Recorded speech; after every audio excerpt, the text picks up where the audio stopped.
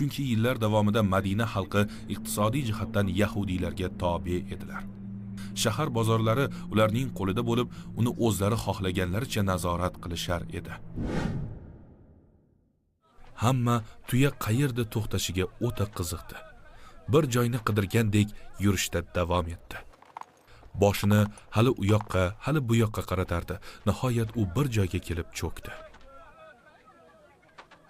Allohning elchisi shu yerda qolamiz dedilar-da, yerning egasi kimligini so'radilar.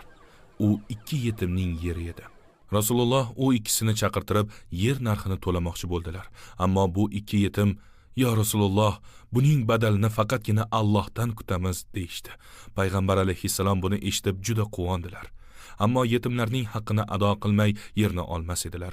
Ularni taklifiga ko'nmadilar. Buning o'rniga Abu Bakr yerni to'liq narxida 10 misqol tilloga sotib oldi. Ana shu yerda hozirgi mashhur Masjid al-Nabaviy qurib bitkazildi. Abu Bakrning saxiyligiga bir qarang. Millionlab kishilar ana shu masjidda namoz o'qishadi. Ularning savoblari haligacha Abu Bakrga yetib turadi. Masjid bitgunicha Allohning elchisi yaqinroqdagi bir joyda turmoqchi bo'ldilar. U zot qarindoshlarimizdan kimning uyi yaqinroq dedilar. Abu Ayyub al-Ansoriy nomi bilan tanilgan Xolid ibn Zayd hayajon bilan shunday dedi: "Ey Nabiyulloh, mening uyim eng yaqindir. Mana bu mening uyim, bu esa uning eshigi." So'ng payg'ambarimizning izni bilan narsalarni olib kirib, uyni tayyorladi. Rasululloh alayhissalom mana shu uyda 7 oy turadilar. Birinchi qilgan ishlari sotib olingan yerdan masjid qurish edi. Muborak qo'llari bilan Rasulullohning o'zlari masjidning ilk tamal toshini qo'yib berdilar. Masjid qurilishida u zot ham qatnashdilar. Musulmonlar u zotning mehnat qilayotganlarini ko'rib, yanada ko'proq g'ayrat bilan ish qilishardi. Bir kuni payg'ambar alayhissalom g'isht tashiyotganlarida sahobalardan biri shunday dedi: "Ey Allohning elchisi, bering, men o'zim ko'taraman." Lekin Rasululloh borib, boshqa birini ko'tara qol, Allohning mukofotiga mendan ko'proq muhtoj emasdirsan dedilar. Madina islomning markazi bo'lar ekan, bu masjid Madinaning markaziga aylandi. Madina endi cho'lda zo'rg'a omon qoladigan va doimiy janglar natijasida parchalanib ketadigan shahar bo'la olmasdi. Va endi urf-odatlardagi eng kichik tortishuv sabab qilishlarni yalang'ochlaydigan rahbarlar boshchiligidagi joy bo'lib ham qola olmaydi. Kishi o'z qo'shnisiga qarshi boshqalar bilan sulh tuzish to'xtatiladi. Qisqa qilib aytganda, bu shahar inson hayoti, mulki va sharafi toptaladigan joy bo'lmaydi. Balki u islom ramzi bo'lishi lozim edi. Bunga erishish uchun payg'ambar alayhissalom 3 dushmanni yengishi lozim edi. Johillik, ocharchilik va janjallar, ya'ni kelishmovchiliklar, bo'linishlar va urushlar. Kelishmovchilik oldini olish uchun hali hech kim qilmagan ishni qildilar. Bir kuni u zot Anas ibn Malikka Makkadan kelgan muhojir musulmonlarni va ularning yordamchilari bo'lgan ansorlarni, ya'ni Madina musulmonlarini chaqirishni buyurdi.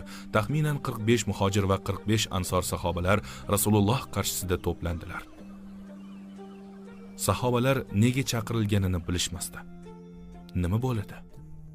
Mus'ab ibn Umayr va Abu Ayyub al-Ansoriy, Salmon ul-Foris va Abu Dardo. Payg'ambarimiz har bir ansorni muhojir bilan do'st tutuntirib qo'ydilar. Bu nizolarning oldini olish uchun eng yaxshi yo'l edi. Ansorlar va muhojirlar o'rtasidagi qalin rishta.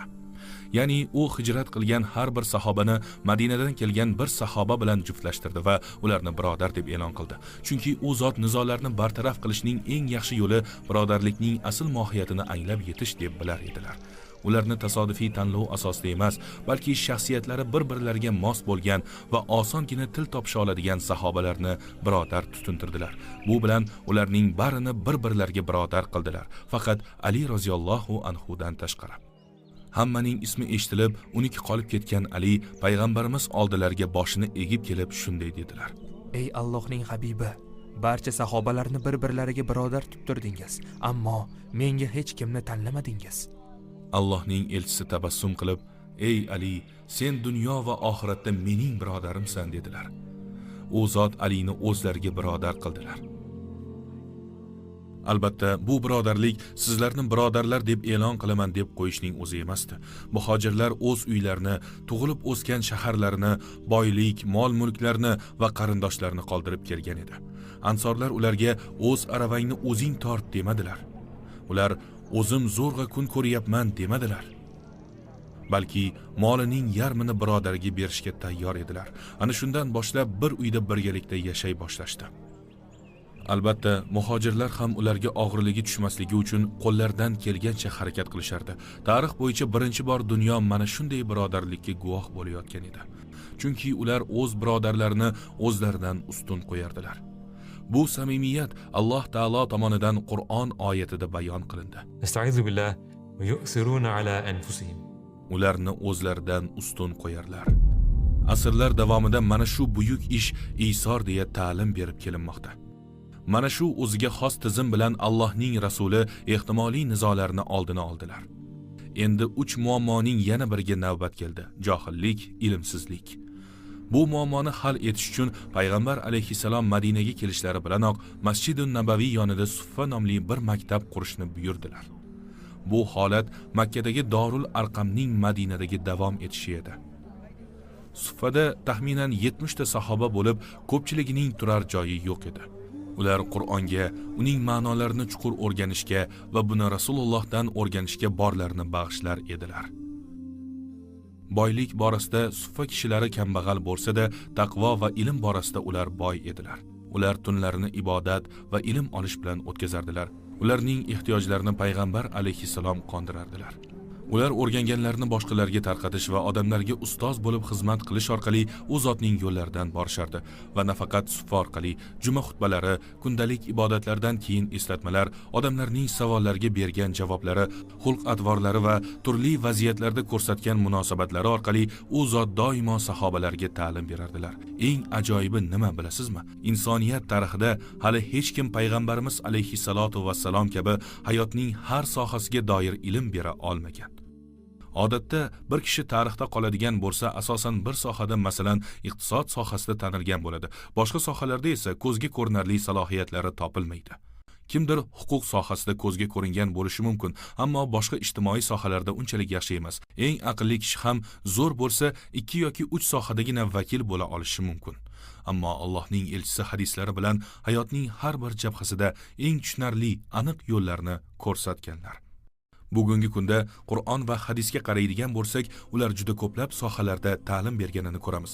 Masalan, huquq sohasida bir davlatni boshqarish uchun yetarlicha keng qamrovli, savdo va iqtisod sohasida ham bir millatni boshqarishga yetarli, oila hayotida juftlar bilan qanday murosa qilish, uyda tinchlikni saqlash va farzand tarbiyasi. Aslida bu ikki soha bir-biridan mutlaqo uzoq sohalar. Shuningdek, qarindoshlar va qo'shnilar bilan munosabatlar, tozalik va gigiyena haqida ta'limotlar mavjud. Ayniqsa gigiyena sohasida payg'ambarimiz alayhisalom insoniyat bugungi kungacha yeta olmagan ko'rsatmalarni berganlar.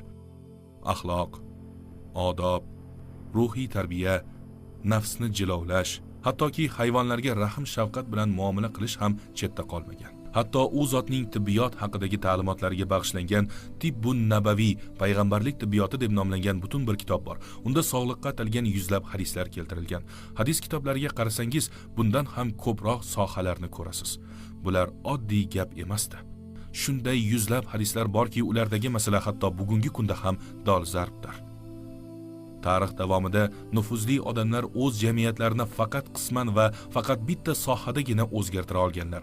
O'zlari bir yoki 2 sohada mohir bo'lishgan, lekin 7-asrda yashagan shunday bir kishi bor ediki, u Badaviy qabilasida tug'ilib o'sganiga qaramay, bu sohalarning barchasida chuqur bilimga ega bo'lib, odamlarni hayotning barcha jabhalarida butunlay o'zgartira oldilar. Bu haqiqiy mo'jiza. Bu u zotga ilmi hamma narsani qamrab olgan Alloh tomonidan ilm berilganligining yaqqol dalilidir. Xullas, shunday qilib payg'ambar alayhisalom johillik muammosini bartaraf etdilar. So'ng navbat yetishmovchilik muammosiga yetdi. Ammo bu boshqalari kabi oson muammo emasdi. Chunki yillar davomida Madina xalqi iqtisodiy jihatdan yahudiylarga tobe edilar. Shahar bozorlari ularning qo'lida bo'lib, uni o'zlari xohlaganlaricha nazorat qilishar edi.